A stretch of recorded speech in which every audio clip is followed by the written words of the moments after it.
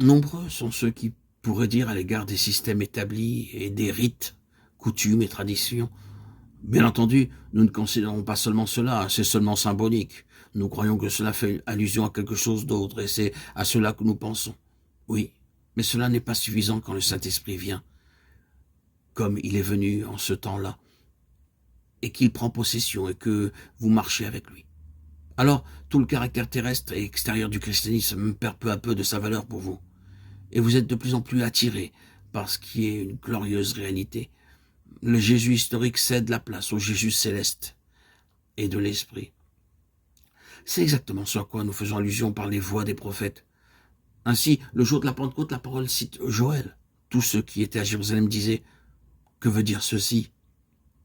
Acte 2:12. Ils étaient tous dans l'étonnement, sans aucune connaissance ni aucune compréhension. Et Pierre, avec les 12, s'est levé et a déclaré, c'est ici qu'il a été dit par le prophète Joël au verset 16, quel coup était porté à la tradition, quel émoi cela a produit en Israël, avec tout ce que cela impliquait à l'égard de Jésus de Nazareth. Et l'apôtre a continué en citant librement l'Ancien Testament. Il a cité David. Tout ce discours du jour de la Pentecôte était rempli de citations de l'Ancien Testament. Mais quels sont ceux qui ont compris quelle en était la réelle signification?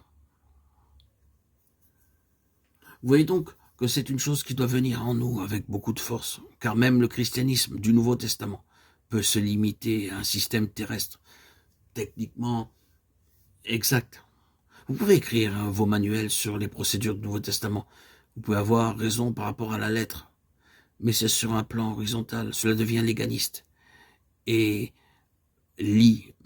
attache le Saint-Esprit. Quoique la pensée d'être conforme à l'Écriture soit une bonne chose, ce n'est pas cela la finalité. Tout cela doit être baptisé dans le Saint-Esprit, et le vase doit être purifié de tout ce qui est terrestre, pour devenir quelque chose d'entièrement céleste.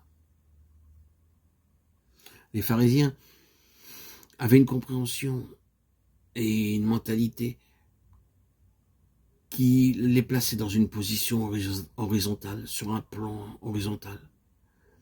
Ils désiraient et aspiraient être conformes à l'Écriture. Quel en a été le résultat? Ils ont perpétué un système terrestre fondé sur la parole de Dieu. Leur église était l'église d'Israël, l'église israélite. Et vous pouvez mettre à la place d'Israël n'importe quel autre nom de dénomination qu'il vous plaira. Cette église avait ses propres usages, ses vêtements, ses rites, sa liturgie, tout cela en accord avec les Écritures. Ils avaient la lecture des prophètes chaque Shabbat.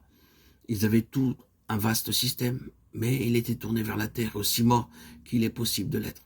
C'était purement formel et ne participait pas à la pleine pensée de Dieu. C'était scripturaire dans un certain sens. Malgré cela, il faillissait à l'égard du conseil éternel de Dieu. Le Saint-Esprit, par sa venue, a mis un coup de balai sur les prophètes. Il a pris en main tout cela et a montré qu'il y avait quelque chose de plus, quelque chose d'autre que ce domaine terrestre, que la parfaite maîtrise de la parole de Dieu avec tous ses dérivatifs et que sans cela, tout le reste devait être mis de côté. C'est ce qu'il est encore occupé de faire. Tout ce système n'a pas réalisé la pleine pensée de Dieu et le livre des Actes nous parle de cela, de cette grande transition. Il y a une divine pensée derrière tout cela. Et lorsque vous l'avez saisi, vous pouvez vous passer de tout le reste. Ce qui est ancien peut être enlevé. Si vous avez saisi les choses dans un sens réellement spirituel d'une manière vivante et céleste, le reste importe peu et doit entièrement disparaître.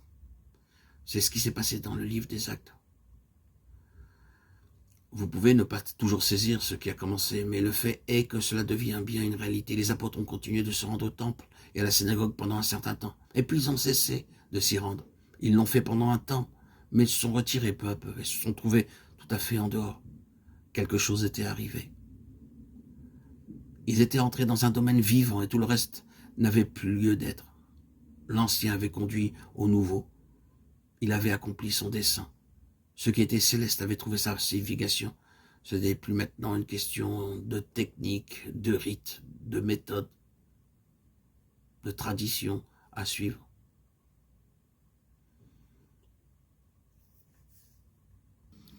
Le Saint-Esprit est venu dans les cœurs des disciples. Il a pris possession d'eux. Et Ils ont marché avec lui. Alors, tout le caractère terrestre a perdu sa valeur. Et ils ont été de plus en plus attirés par ce qui est une glorieuse réalité. Le Jésus historique a cédé sa place au Jésus céleste et à l'Esprit. Et c'est exactement ce qui nous est arrivé lorsque Dieu nous a visités par son Esprit. Et nous en avons été transformés. Ce fut pour ma part une transformation radicale, exceptionnelle. Lorsque, le 26 septembre 2019, j'ai été trempé, immergé dans le lac de ma ville, où je vis encore aujourd'hui, et ressorti des eaux baptismales complètement transformé, ayant reçu l'Esprit de Dieu.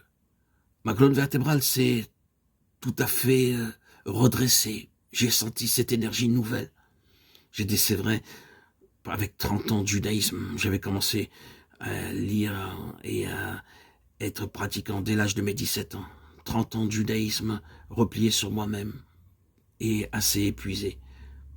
Régénéré d'un seul coup, d'une manière exceptionnelle, de manière foudroyante, par l'immersion, en ressentant même les couleurs du monde, les couleurs qui m'entouraient avaient changé, elles étaient plus vives, plus claires, plus fortes, plus belles. Tout était différent. L'Esprit Saint était venu. Et aujourd'hui encore, que ce soit hier, aujourd'hui, ce matin, à mon réveil, il est là. Et je suis frais, dispo, aussi jeune que n'importe quel jeune, aussi frais qu'un jeune de 15-16 ans. C'est extraordinaire. Cette régénération, cette fraîcheur qui m'anime continuellement. Cette joie de vivre que je ne connaissais pas, que j'avais oubliée, toujours présente par cet esprit de Dieu qui me rafraîchit, qui m'enivre et qui fait toute ma joie. D'ailleurs, je raconte toute mon histoire dans mon ancienne chaîne historique.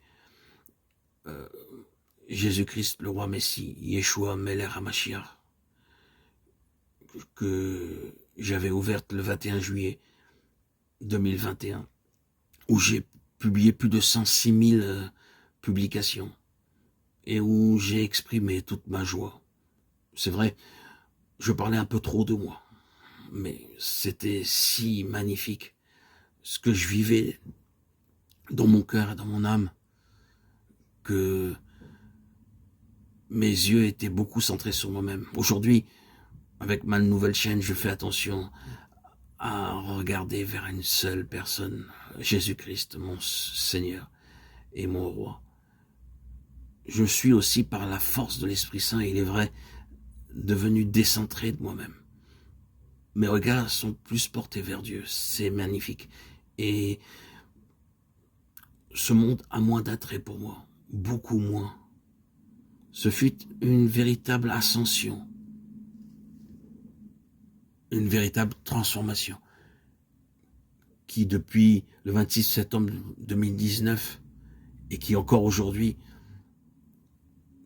me renouvelle, me régénère et me permet d'aller toujours de l'avant. Quelle merveille d'être chrétien, quelle merveille, quelle joie de vivre en communion avec le Saint-Esprit. Quelle joie. Merci Seigneur Jésus, mon bien-aimé. Merci Akadosh Baruch Hu. Merci mon Dieu, Dieu Tout-Puissant, d'être venu dans ma vie.